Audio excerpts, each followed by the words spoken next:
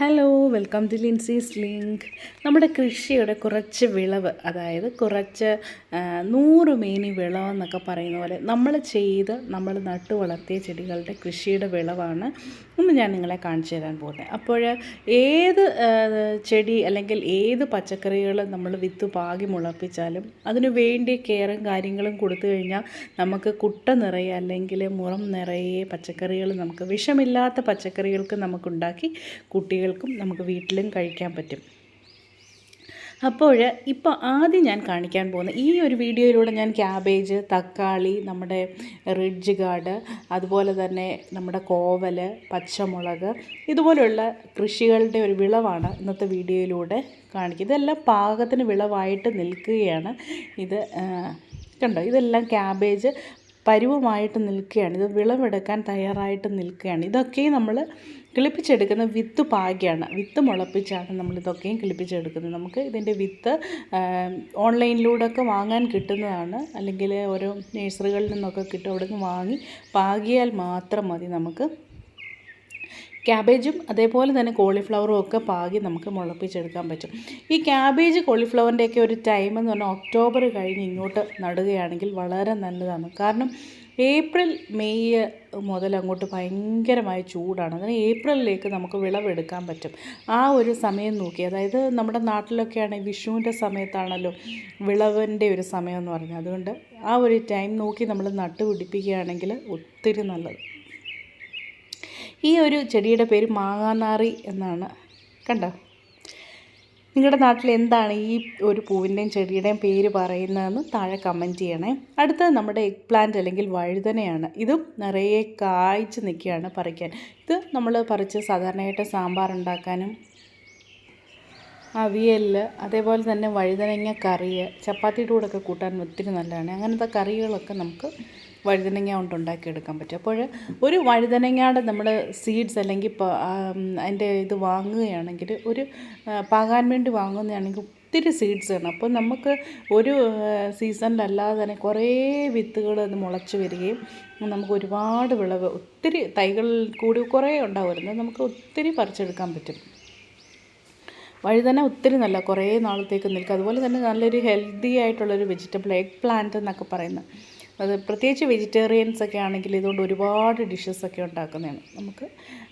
പിന്നെ ഒരു കാര്യം, നല്ല രീതിയിൽ അത് നനച്ചു കൊടുക്കുകയും നല്ലപോലെ കൃഷി നമ്മളതിൻ്റെ രീതിയിൽ നോക്കിക്കഴിഞ്ഞാൽ നിറയെ വിളവ് തരുന്നത്. കണ്ടോ, ഇതൊക്കെ ചെറിയ, ഇനിയിപ്പോൾ അടുത്ത ഒരു സീസണിലേക്ക് വരുന്ന ചെറിയ പ്ലാന്റും ഈ സൈഡിലുണ്ട്.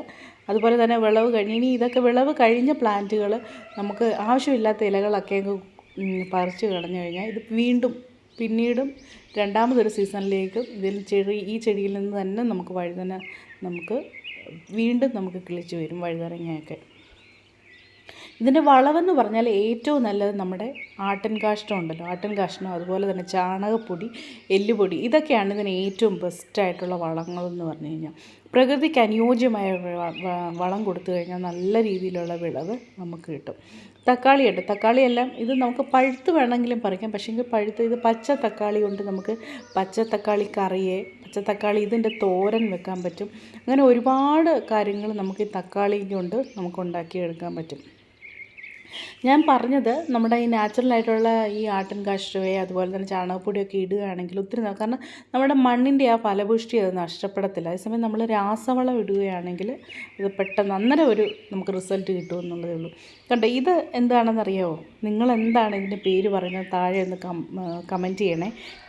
ഇത് റിഡ്ജ് ഗാർഡ് എന്നാണ് ഇതിന് പറയാറുള്ളത്. ഇതിൻ്റെ മലയാളത്തിലുള്ള ആ പേര് എനിക്ക് അറിയത്തില്ല. അറിയാവുന്നവർ തീർച്ചയായും കമൻറ്റ് ചെയ്യുക. അതുപോലെ തന്നെ എന്ത് ഡിഷാണ് നിങ്ങൾ ഇതുകൊണ്ട് ഉണ്ടാക്കുന്നതെന്ന് താഴെ കമൻറ്റ് ചെയ്യണേ.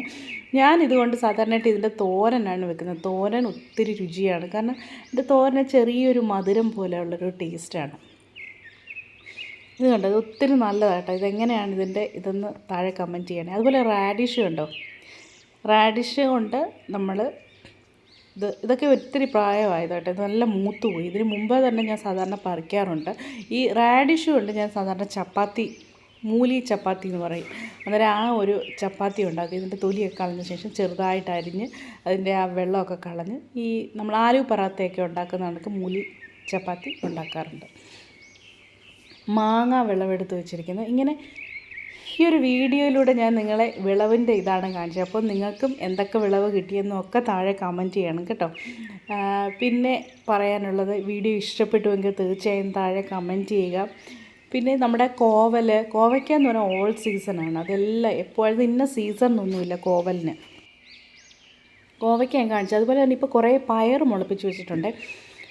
പയർ നല്ലപോലെ മുളച്ചു. അതിനി മാറ്റി നടണം. വിത്തിട്ട് പാകിയതായതുകൊണ്ട് ഞാൻ ചെറുതായിട്ട് ഒരു ട്രേയിൽ കുറച്ച് മണ്ണും അതിലേക്ക് ഇങ്ങനെ അങ്ങ് പാകി കിളിപ്പിച്ചു. ഇനി ഇതെല്ലാം മാറ്റി നമ്മൾ മണ്ണൊക്കെ നല്ലപോലെ തടവെടുത്ത് അതിലേക്ക് ഇനി മാറ്റി നടേണ്ട ഒരു കാര്യമുണ്ട്. അപ്പോൾ ഞാനിതിൽ കുറച്ച് മഞ്ഞൾപ്പൊടി ഇട്ട് കുറച്ച് വെള്ളത്തിലൊന്ന് കലക്കി ഇങ്ങനെ ഒന്ന് സ്പ്രേ ചെയ്ത് ചൂട്ടിൽ ഒഴിച്ചും കൊടുക്കും. ഇങ്ങനെ ചെയ്യുന്നതെന്ന് വെച്ചാൽ ഒരുമാതിരി, അല്ലെങ്കിൽ ഇതിൻ്റെ ഇലകളിലൊക്കെ ഒന്ന് ഇലപ്പുള്ളി രോഗമോ അതുപോലെ തന്നെ ഓരോ ജീവികൾ വന്ന് ഇതിൻ്റെ ഇലകൾ കടിച്ച് തിന്നും, നീരൂറ്റി കുടിക്കുന്ന ജീവികളൊക്കെ വന്ന് അതിൻ്റെ ഒരു ആരോഗ്യം തന്നെ അങ്ങ് നഷ്ടപ്പെടുത്തി കളയും. അതുകൊണ്ട് ഞാൻ ഇങ്ങനെ മുളച്ച് വരുന്ന ഇതിനൊക്കെ ഇങ്ങനെ ഇച്ചിരി മഞ്ഞൾപ്പൊടിയിൽ കലക്കി ഇങ്ങനെ ഒഴിച്ചു കൊടുക്കാറുണ്ട്. ഒത്തിരി ഹെൽത്തിയാണ് കേട്ടോ. പിന്നെ കോവയ്ക്ക വിളവെടുത്ത് കാണിക്കാമേ. ഇതാണ്ടേ കോവയ്ക്ക, അതുപോലെ തന്നെ പച്ചമുളക്, ഇതെല്ലാം വിളവെടുത്ത് ഇങ്ങനെ വെച്ചിരിക്കുകയാണ്. അപ്പോൾ ഓക്കെ, ഈ വീഡിയോ നിങ്ങൾക്ക് ഇഷ്ടപ്പെട്ട് കാണുമെന്ന് പ്രതീക്ഷിക്കുന്നു. നമുക്ക് വേറൊരു വീഡിയോയുമായി വീണ്ടും കാണാം. Till then take care.